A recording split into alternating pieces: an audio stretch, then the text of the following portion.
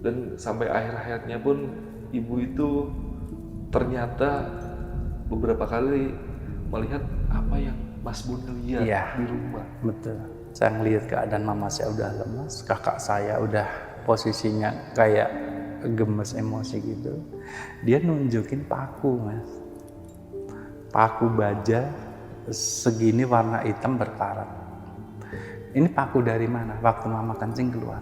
Udah bawa ke Mas Beni aja dulu, yang namanya Mas Beni yang tahu hal-hal kayak gitu.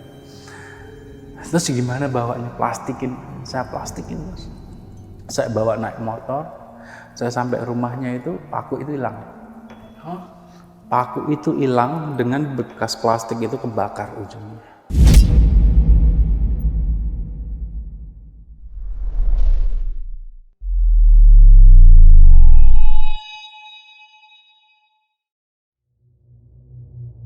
Kembali lagi di Lentera Malam bersama gua Adit. Gimana nih kabarnya pasukan Lentera Malam? Apakah baik-baik aja? Dan gue sih berdoa kalian semua sehat-sehat terus.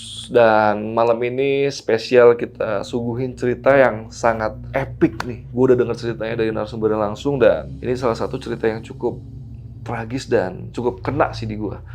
Mungkin kalian nanti bisa dengerin sendiri bagaimana kisah yang akan dituturkan sama narasumber kita kali ini. Kita sapa dulu aja narasumbernya, udah sebelah gua ada Mas Boni. Mas Boni, apa kabar Mas Boni? Baik.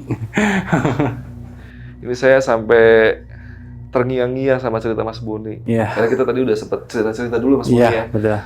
Karena ini ibunya Mas Boni itu berakhirnya cukup tragis ya Mas Boni. Iya. Ini jangka waktu sakit ibu sampai meninggal itu berapa lama Mas Boni? Kurang lebih 1 tahun. 1 tahun. 1 tahun aja. Dan selama 1 tahun itu Mas Boni lah yang selalu di sampingnya, yang betul. ngurusin semuanya. Semuanya. Mas Boni, sebenarnya itu apa sih yang terjadi sama ibu Mas Boni? Ya kalau kita bicara kenapa, ya awalnya ya kita taunya medis sakit. Tapi di balik itu semua ternyata ada faktor X yang mempengaruhi itu semua, yaitu guna-guna atau kiriman dari orang yang saya nggak tahu. Dan sampai akhir hayatnya pun ibu itu ternyata beberapa kali melihat apa yang Mas Boni lihat di rumah. Betul. Dan ini rumahnya Mas Boni itu tadi pas gue denger ceritanya tuh serem banget. Dan mungkin nanti biar lebih jelasnya biar Mas Boni sendiri aja yang cerita ke kalian semua.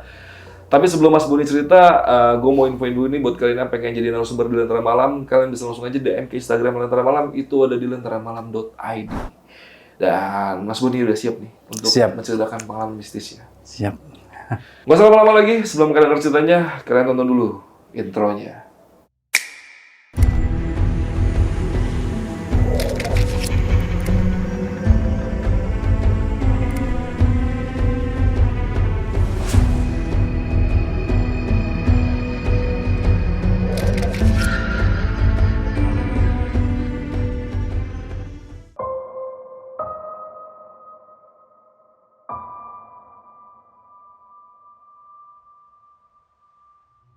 Ya, waktu itu kebetulan di tahun 2002 tepatnya, saya masih SMA, itu kelas 2 akhir. Mau naik kelas 3 lah, mau naik kelas 3. Suatu waktu saya di rumah sama kakak saya. Kemudian ibu itu manggil kita di kamar lah. Ibu duduk di bawah, masih ingat banget pakai baju hijau. Saya di atas sama kakak saya tiduran, terus ibu bilang, Mama mau cerita. Terus ibu tuh bilang, Mama itu sakit. Perasaan kita itu nggak pernah melihat mama saya itu yang sakit gitu loh. Kok tahu-tahu tiba-tiba sakit, kita penasaran. Sakit apa, Ma? Mama bilang, sakit kanker. Kanker, serviks, rahim, udah stadium 4. Tiba-tiba aja waktu itu kita shock kan sebagai anak. Maksudnya, selama ini tuh mama baik-baik aja gitu loh. Gak kelihatan sama sekali ya? Nggak pernah ngeluh sakit, nggak pernah ngeluh apa. Sakit perut paling mah lah yang dirasain kayak orang mah. Ya kita waktu itu saya sama kakak itu sampai nggak bisa ngomong, mau bicara juga gimana karena kita shock. Waktu itu shock karena apa? Yang kita punya itu cuma nyokap sekarang gitu. Karena ya long story, bapak udah pisah lah, gitu. Sampai kita tuh nggak tahu mesti ngapain gitu. dapat kabar berita itu kita cuma terus gimana mah? Ya udah coba pengobatan sebisanya, semampunya waktu itu. Udah setelah kita tahu itu, mama itu sering berobat ya alternatif, tapi belum ke dokter. Maksudnya kalau ada alternatif ya mungkin karena mungkin juga dulu ekonomi juga nggak terlalu bagus mungkin mama juga mikirnya kalau ada yang bisa terjangkau dan itu bisa sembuh kenapa enggak. Saya sempat nganterin juga beberapa kali ke pengobatan, tapi juga semakin lama itu kondisi semakin drop lah, awal drop. Dan kita belum tahu itu ada kejadian aneh-aneh, kita belum. Karena kita mikirnya logis saja, ya sakit, kanker, medis. Udah, kita berpikirnya logis saja medis gitu kan. Nah, singkat cerita, mulailah di tahun 2003 ketika saya masuk ke SMA kelas 3 waktu itu. Itu maksudnya ambil pertengahan kalau nggak di Cawu 2 ya. Saya persingkat Cawu 2 itu, perilaku mama saya itu menjadi agak aneh. Ya sering konsumsi beras mentah. Dimakan mentah-mentah? Makan mentah-mentah. Saya sampai bilang, mah kita tuh yang denger risih gitu. Anaknya tuh yang denger risih. Tiap hari ngunyah beras mentah. Dan saya sampai nggak ada makanan lain apa. Kalau sekedar makan nasi kita masih bisa masak dan sebagainya. Mama bilang, justru nggak tahu kenapa mama itu jadi temperamen sikapnya. Nggak tahu karena sakitnya apa, jadi sering marah-marah sama saya. Marah terus ya, mama sukanya gini. Ini nggak apa-apa kok, nggak setiap hari. Nggak setiap hari gimana? Saya yang tiap hari 1 kali 24 jam ibaratnya tiap hari saya ngerawat mama karena kakak di Jogja. Seminggu sekali baru pulang. Itu saya tahu betul gimana perilakunya gitu. Sering ngunyah beras mentah. Udah dari temperamen tinggi. Udah sampai akhirnya mama itu ngerasa mamanya kelihatannya badan udah mulai nggak kuat deh untuk kerja tiap hari. Karena biasanya kalau pagi kadang kalau sekolah berangkat karena sekolah saya ngelewatin kantor. Mama itu kerja di salah satu universitas tinggi di Solo lah. Oke, di kampus lah. Iya, di kampus lah. Ya, jadi kadang bareng, kadang kalau saya pulang sekolah, kadang waktu itu kita kan belum punya handphone ya tahun 2003. Mama itu pagi udah pesan nanti jemput ya, mama jam 2 di Boulevard kampus. Ya mah, ketika saya pulang, kadang jamnya ini ya saya jemput. Tapi kadang ketika saya jemput ke kantor, temennya bilang udah pulang. Kenapa? Saya telepon ke rumah pakai telepon koin waktu itu. Mama udah di rumah, mama udah pulang, mama nggak kuat di kantor. Dari situ kondisi semakin menurun terus, menurun. Sampai suatu saat adalah beberapa teman yang tanya, mama sakit apa? Ya sakit, tapi saya belum bilang cancer. Ya sakit, maksudnya drop lah badan. Ya nanti kalau ada waktu boleh nengok ya, boleh aja. Tapi tunggu badan nyokap agak membaik ya. Kalau posisi tiduran juga, saya juga kadang nggak nyaman ke mama saya kan, butuh istirahat. Udah. Itu kemudian mama memutuskan untuk pergi ke rumah sakit yang pertama kali yang ke rumah sakit karena mama udah ngerasa udah deh pengobatan alternatif mungkin udah cukup ya kesana kesini. Akhirnya udah kita ke rumah sakit waktu itu di daerah kabupaten di Solo lah, rumah sakit di kabupaten, belum yang di kota besarnya. Di kabupaten, di situ mama dirawat, dokternya tuh bilang, Mas, ini kadar HB hemoglobin itu kalau saya nggak salah dengar tuh sampai 1. Nama saya bilang 1 gimana dok? Ini kalau secara manusia normal itu udah nggak ketolong. Normalnya berapa mas? Wah, kurang tahu ya kalau dari ke dokter. Pokoknya itu darah itu bener-bener drop. Pokoknya hampir di skala minus lah kalau bilang dokternya itu. Saya sampai terus gimana dok? Satu-satunya cara harus dengan transfusi. Tapi nanti kita ke lab lagi. Apakah saya salah? Tapi jarang sekali di ukuran medis itu salah. Gitu. Sampai harus transfusi lah. Waktu itu kita bingung kan, sampai ke darah. Saya sampai tanya dokter, dok, golongan darah mama saya apa? Sebentar tanya, karena perawat kelihatannya, oh mas, jangan kelihatannya, ini darah kan maksudnya. Sampai 3 kali loh dokter itu kan salah nyebutkan golongan darah karena saking nggak tahu ya, ngeceknya itu sampai berkali-kali. Sampai akhirnya ketemu golongan darahnya A. Udah waktu itu ada beberapa tetangga yang akhirnya bersedia untuk donor darah.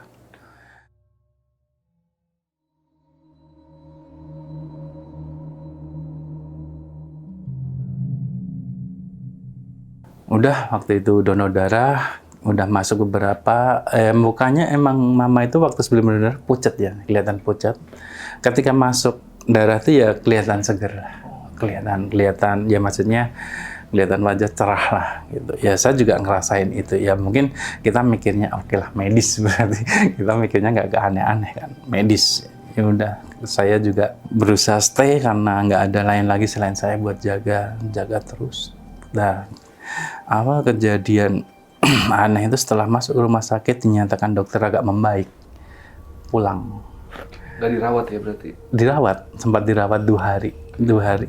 Kalau nggak 2 hari, 3 hari agak lupa saya. Pokoknya pulang, keadaan justru semakin drop, semakin drop.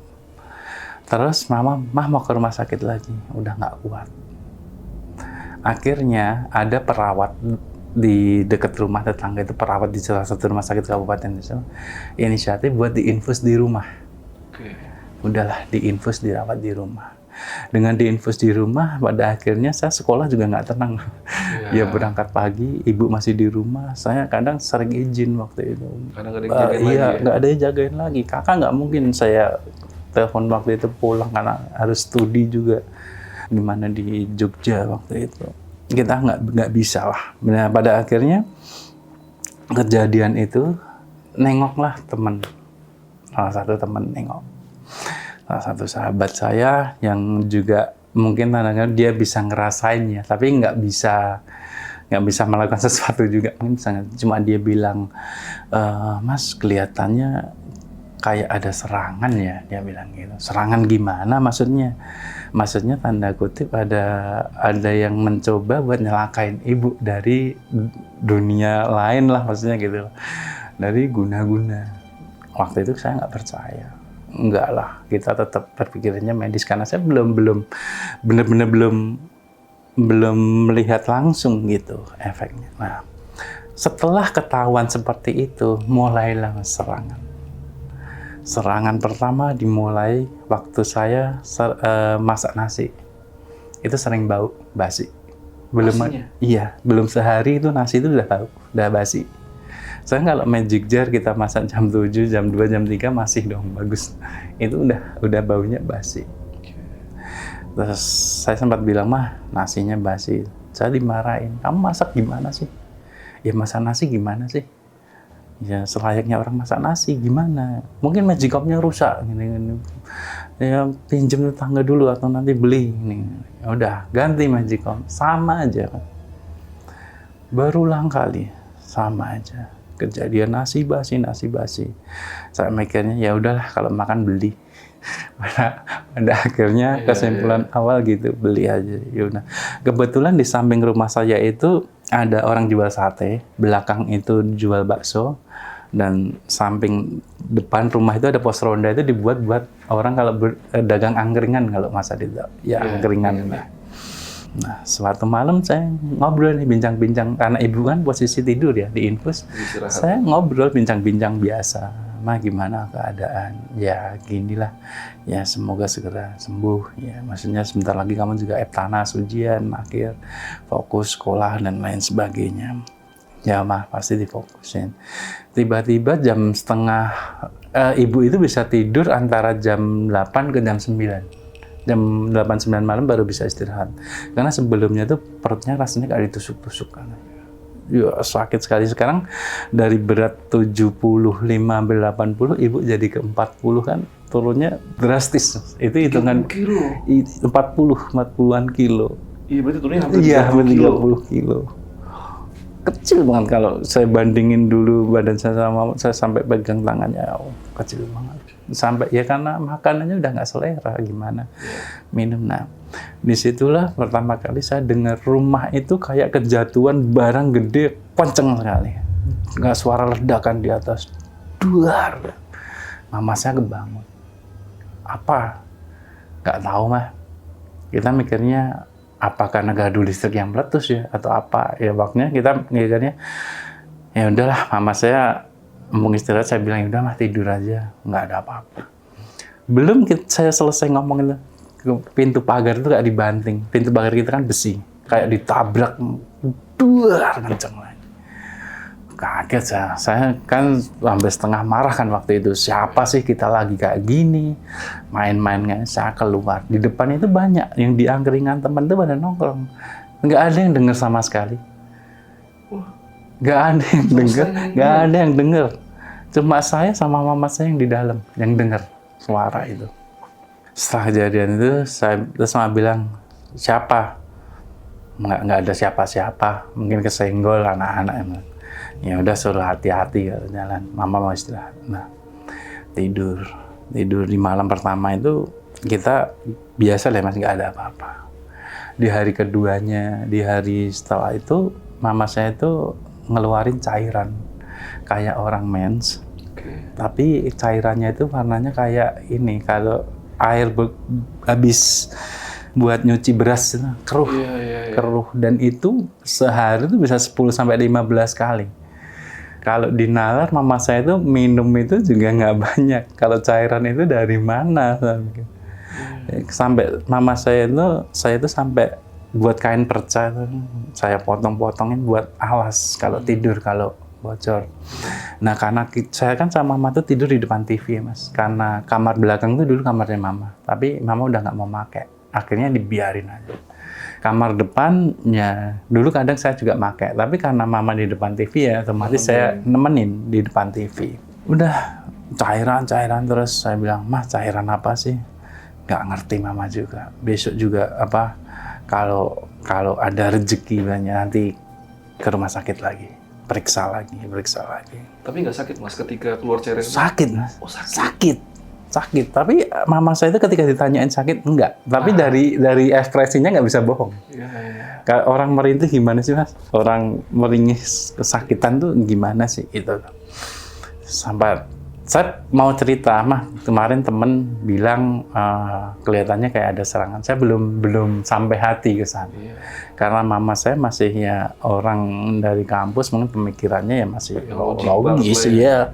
Maksudnya pemikirannya ya sakit, cancer ya udah cancer. Tapi yang bikin saya heran, cancer kan mungkin ada tahapnya ya, 1, 2, badan menurun, itu kok tiba-tiba langsung 4. Kadang saya mikirnya kenapa langsung. Tapi mikirnya ya udahlah, ya namanya medis, gimana lagi sih. Ya gitu. Akhirnya saya mulai berpikir untuk ke tempat orang yang mungkin bisa hal-hal kayak gitu. Tapi sebelum saya melangkah ke sana, karena saya dan mama saya itu mengalami teror dulu. Teror pertama waktu itu sampai jam 9 malam, nggak inget itu gimana ya, mau sedih Mas. Jam 9 malam karena kita kan tidur di depan TV. TV itu selalu saya nyalain supaya apa? Supaya itu saya tuh nggak ketidur banget gitu. Ada suara-suara. Tapi di jam 3, jam setengah 4 tuh pasti mati. Waktu itu TV tabung ya, kita belum ada timer gitu. Maksudnya tiba-tiba mati. Terus saya nyalain lagi. Itu pasti antara jam segitu pasti mati sendiri. Kayak nggak ada, seneng ada suara gitu. Nah, waktu mama saya flashback lagi, mama saya tidur jam 8, setengah 9-an itu, mama saya tuh kebangun.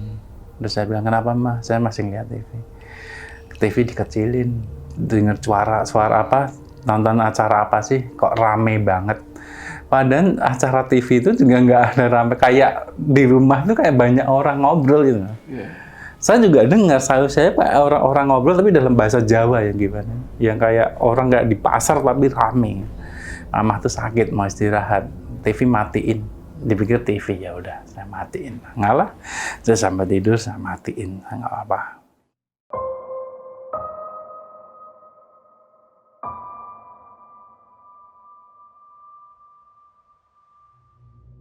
Kejadian pertama itu saya setengah tidur setengah nggak karena capek ya Mas. Setiap hari ya dari masak, bersihin rumah, nyapu itu semua saya. Karena mama udah nggak bisa. Karena tenaga dengan kondisi itu, tiba-tiba saya ngelihat ada sosok anak kecil di depan TV duduk sambil duduk, rambutnya panjang sampai kakinya jongkok gitu, tangannya itu cuma dua gini, terus dengan senyumnya yang lebar banget gitu, matanya hitam, matanya semuanya hitam, senyum ke arah mama saya, ngelihat gitu. Saya mau teriak nggak bisa, mau berdiri nggak bisa, mau apapun saya nggak bisa, ngomong aja saya nggak bisa. Udah posisinya stuck di situ, stuck banget. Sampai saya gimana, terus saya cuma diem. Atau coba saya itu berlangsung 1 menit lah, 1 menitan, akhirnya hilang. Ketika hilang, mama saya itu kebangun teriak, aduh sakit, mama sakit, perut sakit. Terus biasanya kalau mama saya sakit tuh minta dikompres pakai air botol kaca yang diisi air hangat. Iya, buat ngompres. Terus mama sakit. Kalau mama saya udah bilang sakit itu berarti sakitnya luar biasa karena nggak pernah ngeluh kan. Sakit. Terus waktu itu saya juga sempat sedikit teriak, kamu kenapa sih teriak-teriak? Nggak apa-apa mah, mau ngomong juga. Saya takutnya kalau saya ngomong nanti mama saya tambah pikiran, udah sakit kayak gitu. Mau cerita sama orang-orang mungkin mikirnya juga lu halusinasi karena lu kurang tidur. Ya udahlah, ya akhirnya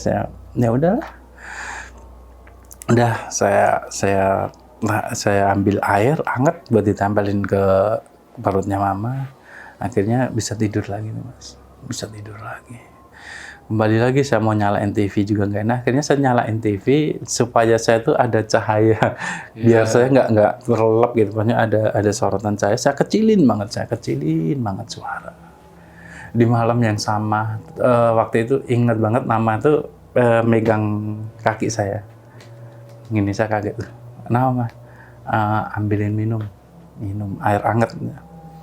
Oh ya, ambil air hangat. Udah minum, saya jadi nggak bisa tidur. Tapi posisinya saya kayak bersila depan TV, ya nonton TV nggak jelas aja. Tiba-tiba dari arah dapur rumah kami itu, ya bener di belakang itu, kayak ada orang pakai sandal jepit yang diseret gitu. Jalan, teplak gitu. Saya mikir, siapa? Kami mikir apa tikus ya, atau apa kalau kucing masuk mau sesuatu. Karena saya nggak pernah berpikir saya akan mengalami hal kayak gitu lagi. Saya udah cukup lah mungkin dari anak kecil tadi. Tapi nggak, tiba-tiba ada seorang kayak wanita pakai kebaya itu jalan di depan TV. Jalan, mukanya nggak kelihatan, kayak disanggul gitu.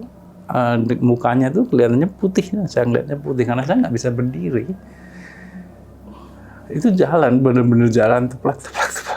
Saya tuh sampai mau nangis teriak kalau kejadian itu. Tiba-tiba mama saya kebangun lagi, sampai mama saya nangis sakit. Saya bilang, kenapa mah? Sakit banget, sakit perut, dia bilang gitu kan. Iya saya tahu sakit gitu, tapi saya bisa apa? Gitu. Apa saya bilang mah saya tadi ngeliat, mama saya nggak ngomong juga, saya juga belum ngomong. Udah di saat itu saya cuma bisa pasrah, saya cuma diem aja. Yang saya fokusin akhirnya saya kepala ini saya miring ngelihat ke arah mama saya terus. Saya udah nggak mau lihat mana-mana, nggak mau. Udah di posisi itu saya dengar teman-teman itu di depan masih pada main gitar, masih ya yang samping bagus sate itu masih kemas-kemas. Waktu itu udah hampir malam juga, saya masih dengar kalau teman-teman saya tuh nongkrong tuh kan udah sampai pagi, maksudnya sampai jam 2. Ya bersyukurnya saya kalau misalnya ada apa-apa saya bisa minta tolong sama mereka. Iya, plusnya banyak orang bisa minta tolong. Ya, tapi kadang kalau saya kadang sebelnya itu mama saya istirahat, kadang dia di mereka nyanyi. Iya, ada plus minusnya, tapi apapun itu saya deket lah buat minta tolong kalau suatu saat ada apa-apa. Udah di situ kejadian malam itu benar-benar saya keep. Sampai akhirnya mama itu bilang, kamu nggak ada kenalan orang yang bisa maksudnya ngelihat rumah kayak gimana mungkin.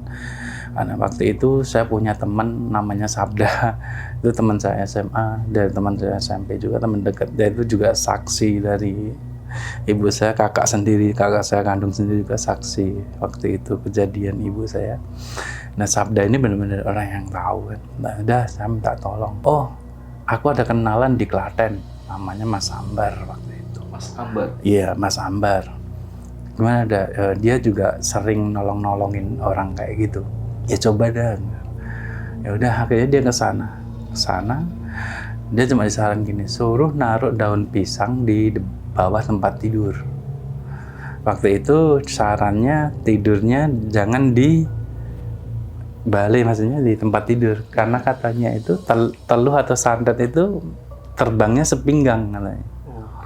Katanya Mas Ambar itu, makanya tidurnya di lantai. Karena kita memang tidurnya di lantai waktu itu, Mas. Kenapa saya memang di lantai? Ya saya lebih leluasa bergerak waktu itu. Terus udah taruh daun pisang di di bawah kasur. Terus apalagi suruh naruh bunga matahari. Waktu itu dari di mana bunga matahari? Saya mikirnya, udahlah, yang saya jangkau aja, mikirnya saya fokus ke ibu aja lah. Saya mikirnya gitu. Udah, ini saat itu, ini syaratnya. Iya, mah katanya suruh gini. Oh, ya udah, siapa tahu ikhtiar.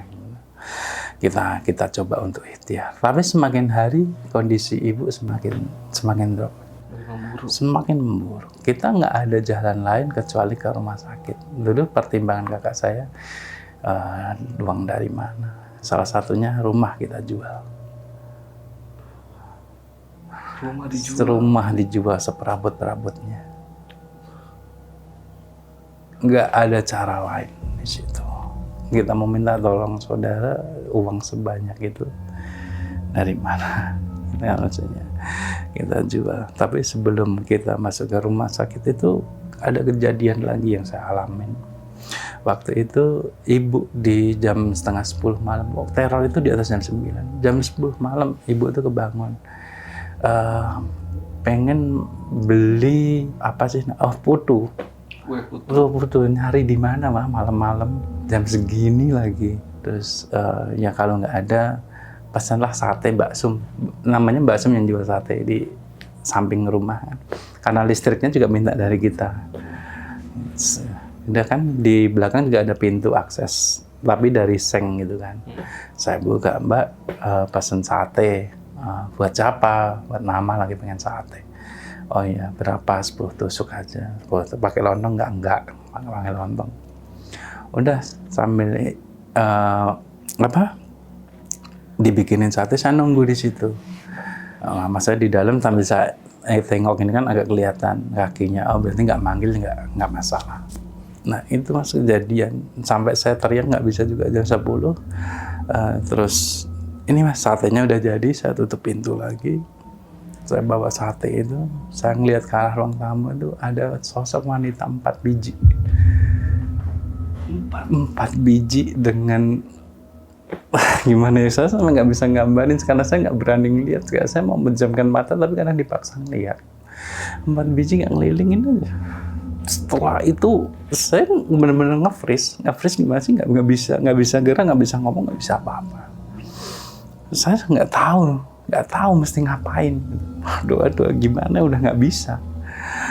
Udah, tapi posisi mama saya tetap terpejam, mata terpejam. Ini mah ngeliatin mama aja.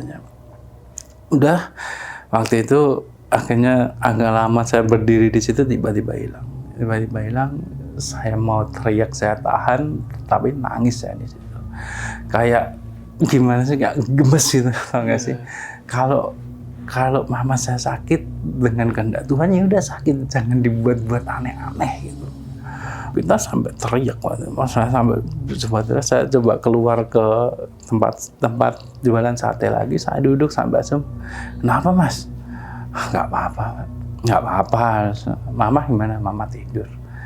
Bisa ditengok besok aja. Sudah, saya nenangin diri di situ, saya masuk lagi.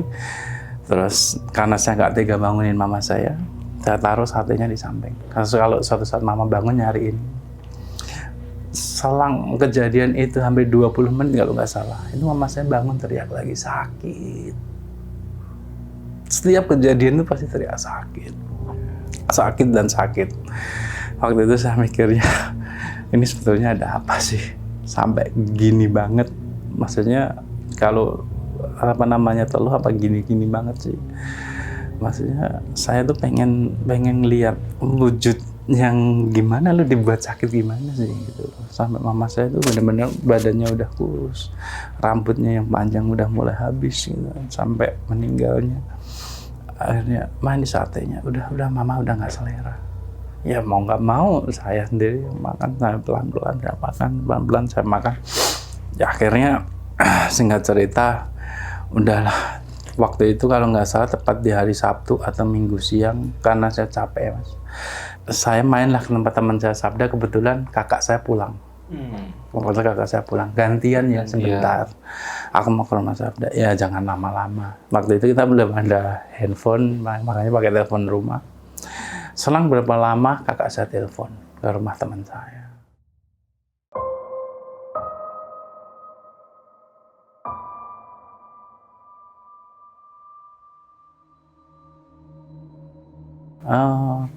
Nanyain aku di sana nggak? Oh ya mas, teman saya bilang suruh pulang. Udah saya pulang. Pulang saya ngelihat keadaan mama saya udah lemas, kakak saya udah posisinya kayak gemes emosi gitu. Dia nunjukin paku mas, paku baja segini warna hitam berkarat. Ini paku dari mana? Waktu mama kencing keluar. Jadi waktu mama saya kesakitan kencing, kata kakak saya, kesakitan gak dipegang itu, ini apa ya? Ditarik sama mama saya, itu paku segini. Bener-bener paku hitam pekat, dan waktu itu saya makin jadi marah, ini siapa? Ada teman saya Sabda itu saksinya, udah bawa ke Mas Beni aja, yang namanya Mas Beni yang tahu hal-hal kayak gitu. Terus gimana bawanya? Plastikin aja. Saya plastikin mas. Paku itu saya plastikin. Saya bawa naik motor. Saya sampai rumahnya itu paku itu hilang. Paku itu hilang dengan bekas plastik itu kebakar ujungnya. Saya nggak tahu hilangnya kemana. Padahal dikantongin atau? Pas dikantongin. Bener-bener dikantongin, saya pegang. Saya kerasa kok pakunya. Tapi waktu itu rasanya panas banget memang. Paku itu. Pakunya panas. Panas sekali. Teman saya ngeliat namanya Sabda, kalau dia lihat, dia ingat kejadian ini. Dia sampai, dah kejadian apa lagi ya? Wah, sampai kita nggak bisa ngomong juga. Apa lagi ini kejadian seperti ini? Sampai saya bilang sama kakak saya, siapa sih yang nyari? Ya kita sebagai anak yang nggak terima. Wah, ketemu awas aja, matiin. Pokoknya ya kita dengan emosi ngeliat ibu yang nggak disiksa gitu kan, maksudnya bener-bener kita nggak terima waktu itu. Sampai paku, kejadian paku itu, udah sampai akhirnya ibu, udahlah, mama nggak bisa mikir. Mama pengen istirahat. Udah waktu itu saya berunding, gimana? Mama bawa rumah sakit nggak? Ngeliat dulu, kakak saya bilang gitu. So, aku balik ke Jogja dulu. Nanti kalau memang udah di fase mama sendiri yang minta, ya kita bawa. Jangan kesannya kita maksa, tapi mamanya nggak mau. Ya karena kondisi kan, psikis dan lain sebagainya. Udah dari kejadian paku itu semakin menjadi. Jadi kayak di rumah itu mas. Ya sering dari suara sepatu, suara orang berjalan, sampai jendela, kan di rumah ada terasnya. Kayak buat mainan, terak. Saya mikir teman-teman saya, tapi teman-teman saya itu nggak, ya mereka usil, tapi nggak seusil itu. Karena tahu mama saya sakit. Sakit di rumah, iya, nggak mungkin seusil itu, mereka tahu. Sampai tiba di suatu waktu, mama saya bilang, mama udah nggak kuat, bawa ke rumah sakit. Waktu itu ingat banget di bulan September akhir. Beneran mah, bener. Nggak usah mikirin biaya kalau memang rumah jual-jual. Ya kita udah nggak mikir lah waktu itu gimana caranya, yang penting. Udahlah dibawa waktu itu mama saya ke rumah sakit. Sekarang di kota, rumah sakit kota. Iya kota, di pusat kota. Kalau orang Solo pasti tahu lah. Kemudian saya punya beberapa teman-teman yang bantuin waktu itu. Tapi yang tetap kembali lagi yang nungguin tetap saya. Di hari pertama kita masuk rumah sakit, dokter cuma bilang kita tes dulu semuanya apa yang sebenarnya terjadi di dalam badan ibu itu apa. Nah, kalau kanker sudah sejauh mana, terus kita harus penanganan seperti apa. Waktu itu kalau harus kemo ya kemoterapi. Udah kita mikirnya, saya udah ngelupain yang janggal-janggal di rumah, saya mikirnya gimana. Di malam kedua, Mas.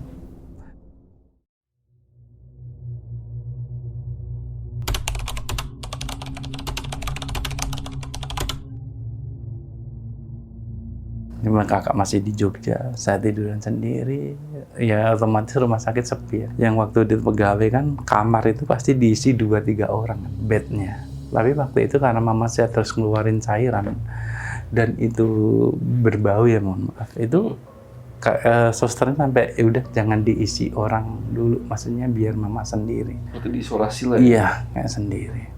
Itu kan. Udah, akhirnya kakak, kamu nggak apa-apa nunggu di sini? Ya nggak apa-apa. Ya gimana lagi? Ya mama. Tapi waktu itu mama masih bisa interaksi.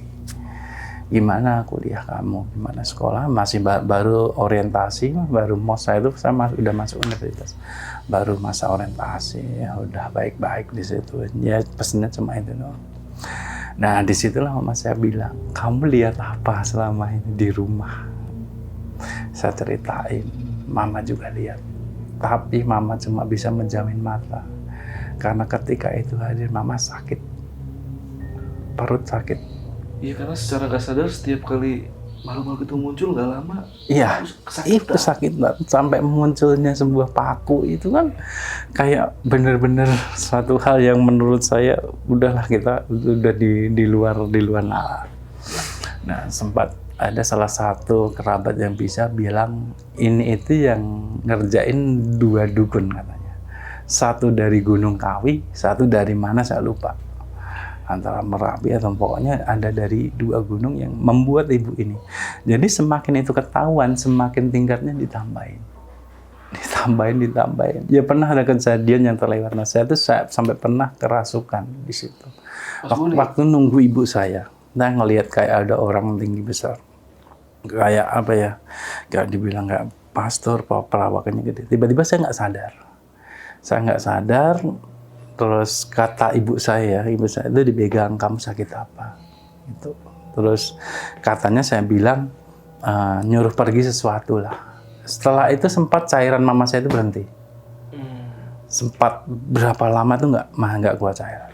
Tapi setelah kejadian itu, semakin kenceng lagi. Kita udah pengobatan kemana-mana, soalnya sebelum ke rumah sakit saya udah pernah ke Pati pakai pengobatan pakai pepaya. Terus dulu sampai tahu kan cicak mas, cicak itu sampai digoreng tanpa minyak terus dimasukin kapsul buat diminum ke ibu. Cicak bener, saya nyariin cicak liar itu sama teman-teman saya. Itu dapat rekomendasi dari orang-orang? Iya, dari orang pintar gitu. Ya kita segala cara kita tempuh. Sampai dulu terapi namanya buah bit lah kalau nggak salah. Sampai kita udah pernah coba. Sampai kita ke Jogja. Dulu ke Jogja pengobatan pakai telur katanya. Kita sempat ke sana dan dianterin sama tetangga, dan selang beberapa tahun, ya mungkin ada hubungannya atau enggak, tetangga itu juga kecelakaan meninggal juga. Setahun setelah ibu berpulang. Tapi ya itu cerita sebelum masuk rumah sakit itu. Kita lanjut lagi ke rumah sakit. Iya, akhirnya di rumah sakit. Kamu lihat apa? Lihat makhluk itu kan? Ibu saya bilang, ya mama juga lihat. Tapi jangan cerita ke siapa-siapa. Udah kamu simpen aja sendiri. Karena kalau kamu cerita nggak ada ujungnya. Mama itu udah capek. Dengan sakit ini udah capek. Mama saya bilang, mending mama tuh nggak sadar kok. Tahu-tahu nggak ada. Ya kita sebagai anak nggak terima. Dulu sampai banyak orang yang bilang, udah mamamu ikhlasin. Ya nggak bisa lah. Gimana ibu, gimana saya harus ngiklasin. Saya tetap kekeh sama kakak saya, nggak bisa, mama harus sembuh. Apapun terjadi, yang saya punya cuma nyokap saya gitu kan. Karena orang lain nggak merasakan itu. Iya, nggak merasakan. Bukan ibu sendiri soalnya. Iya. Makanya bisa berkata-kata seperti itu. Benar. Makanya kamu nggak ngelihat yang setiap hari gitu. Setiap hari saya itu dari pagi sampai malam. Rutinitas saya itu yang lihat mama saya. Perubahannya, dari temperamennya, dari marah-marahnya, itu saya ngerasain banget. Saya kayak nggak merasakan lagi kehangatan seorang ibu yang dulu sebelum kejadian itu benar-benar sama saya sayang banget. Tapi setelah sakit itu Beda. ditambah ada makhluk-makhluk nggak jelas itu. Nah di malam kedua sebelum kakak saya datang, waktu itu jam 11, ibu saya udah tertidur. Jam 11 malam datanglah. Saya tuh kayak ngelihat kayak nenek-nenek dengan jalan bungkuk itu nengokin ibu. Saya mikirnya jam 11 malam nggak mungkin ada orang masuk rumah sakit. Apalagi posisinya nenek-nenek lagi. Itu saya mau berdiri juga nggak bisa, saya cuma ngeliatin dari tempat tidur kan. Ngeliatin ibu saya terus.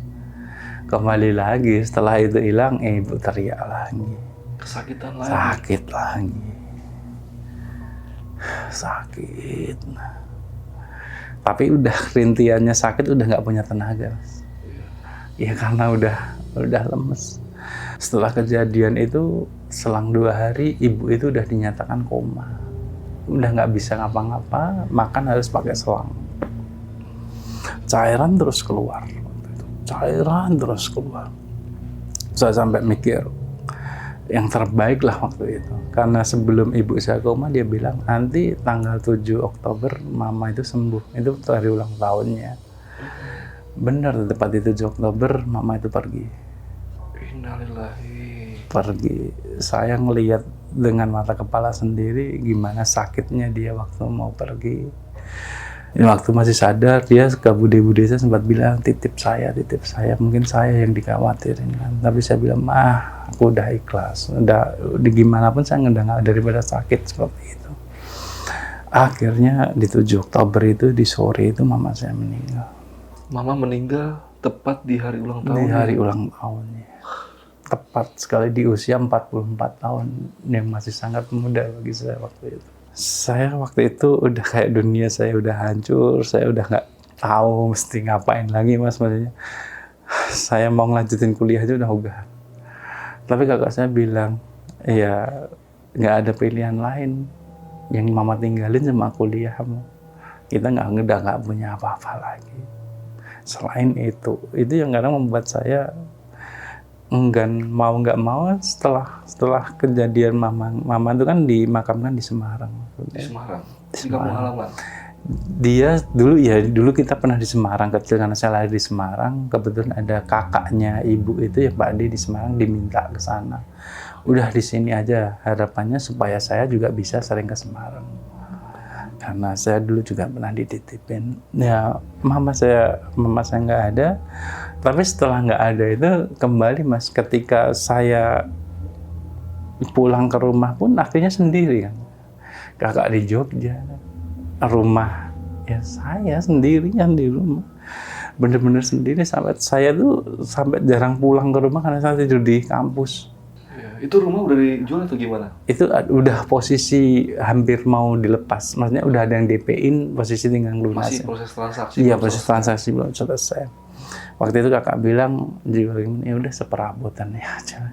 Kita mau bawa kemana? Iya. Ya udah, akhirnya saya jarang tidur di rumah karena ketika saya di rumah gangguan itu masih ada. Makhluk itu masih karena kata teman saya, rumah bekas kena seperti itu nggak akan pernah bisa hilang kecuali itu dirombak total, mungkin diulangin, bangun lagi pondasi dari awal.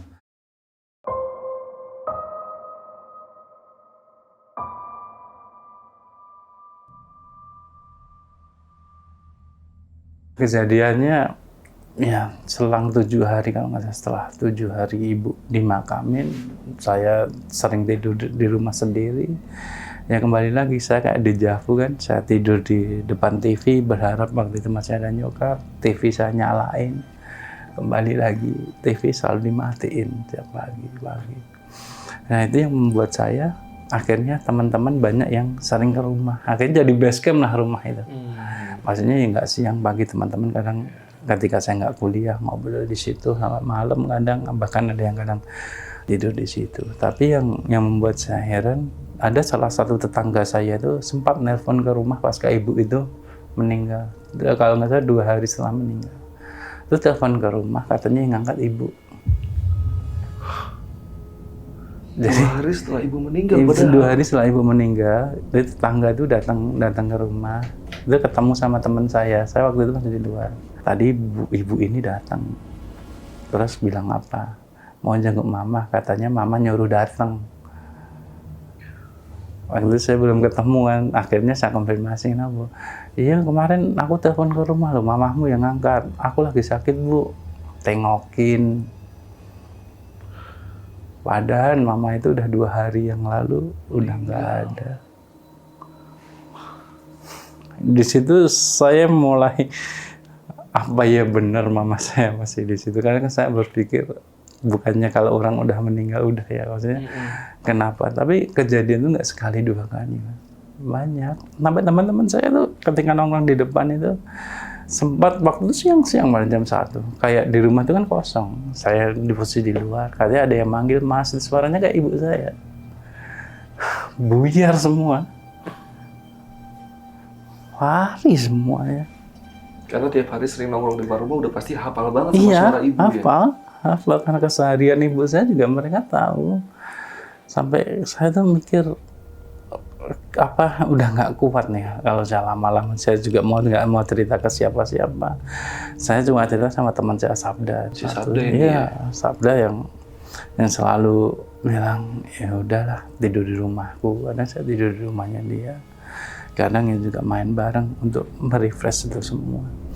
Tapi kembali lagi, gangguan itu yang sering saya lihat itu anak kecil itu masih terus. Sampai saya meninggalkan rumah itu, sosok itu tuh masih sering muncul. Masih sering muncul di depan TV, kadang di dapur, suara. Terus yang paling saya agak ini tuh pagi-pagi itu kalau ibu saya mau berangkat kantor kan pakai sepatu hak tinggi ya.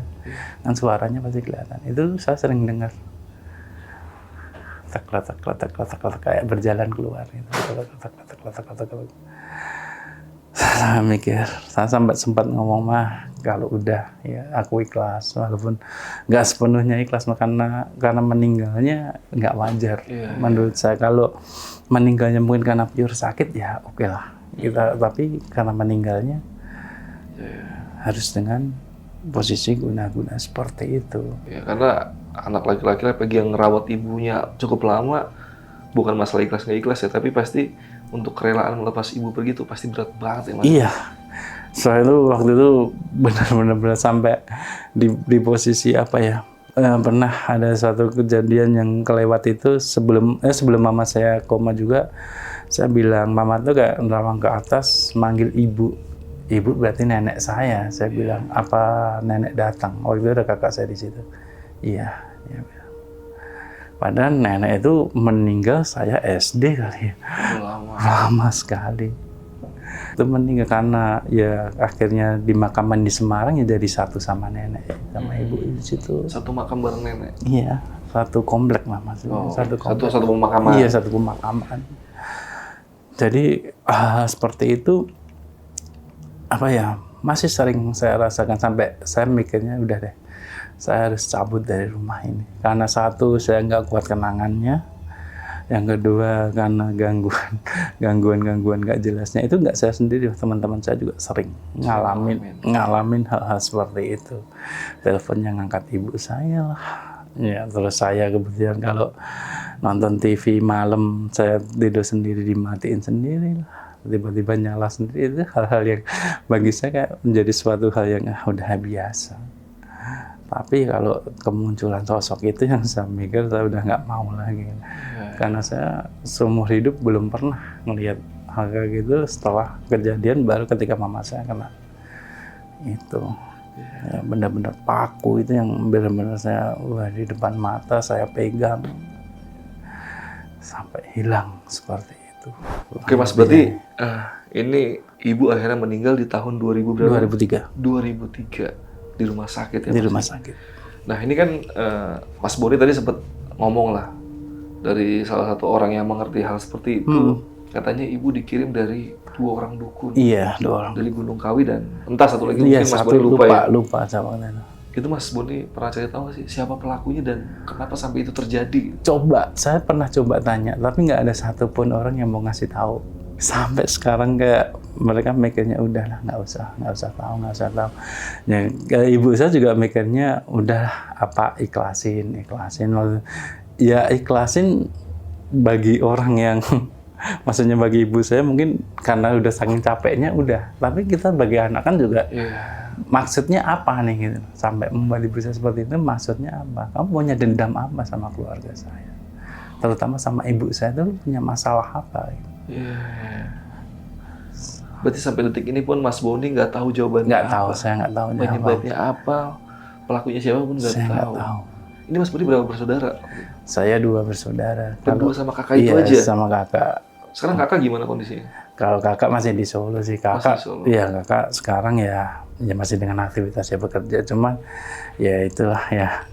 Kalau secara kedekatan mungkin dengan ibu nggak sedekat saya. Iya. Karena kakak kan juga sering keluar kota, juga kuliah. Sibuknya di luar ya? Sibuknya di luar, jadi kalau secara detik-detik menjelang ibu nggak ada, itu Boni yang sampingnya? Saya, iya. Karena dari SMA kelas 1, saya SMA kelas 1 kakak udah kuliah, saya dari tahun-tahun itu saya yang selalu sama ibu. Ya? Jadi saya tahu kondisi ibu sehat, kondisi sakit, tapi tiba-tiba dalam jarak setahun terus tiba-tiba sampai nggak adanya itu suatu hal yang aneh menurut saya. Nah kalau untuk bukti fisik berarti yang terlihat itu emang yang paku itu aja Mas ya? Paku, ya betul. Karena saya jadi ingat teman saya juga dulu pas kuliah ya, teman saya kuliah itu ada teman yang tantenya juga diguna-guna itu pas di ronsen itu di dalam perutnya ada kawatnya. Saya juga nggak tahu itu akhirnya gimana, juga nggak tahu kabarnya karena udah terjadi lama banget. Ini mungkin kasus-kasusnya mirip seperti yang dialami sama ibunya Mas Boni. Iya. Nah sama ini Mas Boni, ini kan Mas Boni di akhir cerita udah banyak kebahas rumah nih, jadi saya juga serem juga di rumah kayaknya malah karena tetangga-tetangga juga ngalamin hal-hal yang ada di rumah Mas Boni seperti yang tadi ditelepon ternyata ibu udah meninggal, dia baru nelpon. Nah, Mas Boni pernah nggak sih pas lagi mampir ke Solo gitu lewat depan rumah Mas Boni yang dulu dan kondisinya sekarang tuh seperti apa gitu? Sekarang udah dibangun Mas, maksudnya udah dibeli orang, udah di tingkat bagus. Tapi sebelum dibeli orang itu rumah itu kan sempat dibeli tetangga dan nggak ditempatin. Saya sempat mampirlah ke tetangga cerita-cerita. Ada tetangga sebelah saya itu juga teman saya pernah cerita, wah kalau aku di atas di rumah terus dengar di samping rumahmu itu rame banget kesannya itu. Terus kayak dulu pernah ada salah satu tukang nasi goreng nih Mas, lewat ke situ langganan ibu lah. Ibu itu kelihatannya duduk di depan rumah teras. Dipanggil Bu, ya ibu cuma nggak ngomong, katanya cuma gini aja, nggak beli. Tapi kondisi rumah itu apa ya, kayak rumah tuh gini Mas, anehnya dulu tuh lampu itu sering, walaupun saya ganti baru, tapi kelihatannya redup terus. Redup, nggak mati ya, redup. Rumah itu kayak cahayanya nggak mancar. Iya. Gitu. Jadi kayak rumah lama aja gitu. Iya. Rumah nggak ditempatin. Jadi saya tahu dari tukang nasi goreng itu, Mas kemarin saya ngeliat ibu saya udah pindah lama Mas, dari 2004 ya, 2005 nggak di rumah itu. Yang bener sih Bu kemana? Nah, ibu udah nggak ada, 2003, kaget, serius ya. Jadi kejadian gini saya sering dengar dari tetangga. Tukang nasi gorengnya ngeliat ibu, padahal Mas Boni aja udah nggak di situ. Udah nggak di situ saya. Teman SMA, teman SMP saya yang nggak tahu saya udah pindah. Katanya juga sempat nelpon ke rumah. Itu juga katanya bilang, oh Boninya nggak ada Mas. Itu yang angkat saya kayak suara ibu. Dia nggak tahu. Nyokap itu udah nggak ada. Jadi kalau dulu sebelum rumah itu dibangun seperti sekarang udah gede, jadi teman-teman saya itu kalau pulang lewat rumah itu pasti lari. Pasti lari, nggak berani. Nggak berani, nengok nggak berani. Itu jangka kosongnya rumah nggak dipakai itu berapa lama sampai akhirnya dibangun sama orang yang beli itu Mas? Mungkin kalau dibangunnya baru ya Mas, 2018-2019an. Wah, 10 mungkin tahun ya, lebih berarti iya, kosong 10 tahun lebih. Ya ada yang nempatin tapi nggak pernah stay. Oke. Gitu, karena kayak dikontrakin gitu mungkin ya? Iya, mungkin ya. Tapi saya juga nggak pernah ngikutin. Tapi dari kalau yang jual saat itu kan saya deket lah. Ya, maksudnya sering kalau saya mampir. Mbak, gimana kabar? Baik Mas, rumah gimana? Ya gitu Mas, sering suara, ya langkah khas ibu lah. Ya mungkin kalau pemikiran saya kayak ibu masih nggak rela. Iya, Gitu. Ya maksudnya, ya meninggal dengan tidak wajar lah ya. ya, kayak seperti itu. Tapi kalau dari segi santet ya makanya saya mulai ya buat pelajar lah, kalau udah ngetahui ada hal-hal mulai tanda-tanda aneh di rumah, ya mungkin lebih konsultasi ke orang yang paham lah. Iya. Jangan sampai kejadian, karena dulu jujur saya nggak tahu saya harus kemana. Saya nggak tahu saya harus kemana. 2003 masih minim informasi Ya, soalnya, masih. sosmed belum ada, Iya. internet belum ada. Nggak ada. Benar, semua informasi itu cuma dari mulut ke mulut Dari aja. mulut ke mulut, benar. Apalagi Mas Boni ini tinggal di Solo kota atau di kabupatennya? Saya di kabupaten. Kabupatennya. Kabupaten Karanganyar lah, kabupaten Karanganyar. Karanganyar. Oke. 2003 ya. 2003. Akhirnya Mas Boni hijrahnya kemana tuh? Setelah dari rumah, saya ke rumah kakek saya yang di Karanganyar juga. Itu selama kurang lebih hampir setahun 2 tahun. Kebetulan kemudian saya memutuskan buat kos sendiri di Solo. Kos di Solo sama kakak saya berdua. Walaupun kakak saya juga di Jogja, saya ya sambil gimana caranya kuliah selesai lah. Iya, dan akhirnya selesai kuliah. Alhamdulillah selesai. Alhamdulillah. Oke, mungkin Mas Boni kalau udah cukup panjang ya, kita Iya. sampai sini aja kali mungkin Iya. podcastnya ya. Siap. Dan Mas Boni mungkin ada yang mau disampaikan ke penonton Lentera Malam untuk penutup kita? Ya kalau pesan-pesan sih untuk lebih peka lah untuk ke rumah ataupun ke keluarga, apalagi sosok orang tua ya. Iya. Karena kita tuh hidup berdampingan lah ternyata dengan dunia-dunia yang gaib. Iya. Ya karena kita juga nggak tahu solusinya. Ini hal gaib ya, mungkin banyak-banyak untuk lebih beribadah dan Iya. Dan selagi ibu kalian masih hidup, sebisa mungkin kalian sedekat mungkin lah sama ibu. nah, Kasih sayang kalian curahin. Karena nanti kan bakal ngerasain sendiri kalau ibu kalian udah nggak ada, gimana rasanya. benar. Hidup rasanya udah kayak cuma setengah doang, setengahnya nggak tahu kemana. Benar. Udah nggak tahu arah lah. Iya, ya udah Mas Boni, makasih banget nih Iya. untuk berbagi pengalamannya. Siap. Saya berdoa semoga ibu dari Mas Boni diterima di sisinya dan dapat Amin. posisi terbaik lah di Amin. sisinya. Ya, amin. Dan semoga Mas Boni juga sama keluarga sehat-sehat terus. Amin. Siap. Makasih. Oke, paling podcast malam ini cukup segini aja dan terima kasih banget nih pasukan Lentera Malam yang udah nonton sampai detik ini. Yaudah paling segitu aja. Gua di Lentera Malam dan Mas Boni izin pamit. Ya. Bye.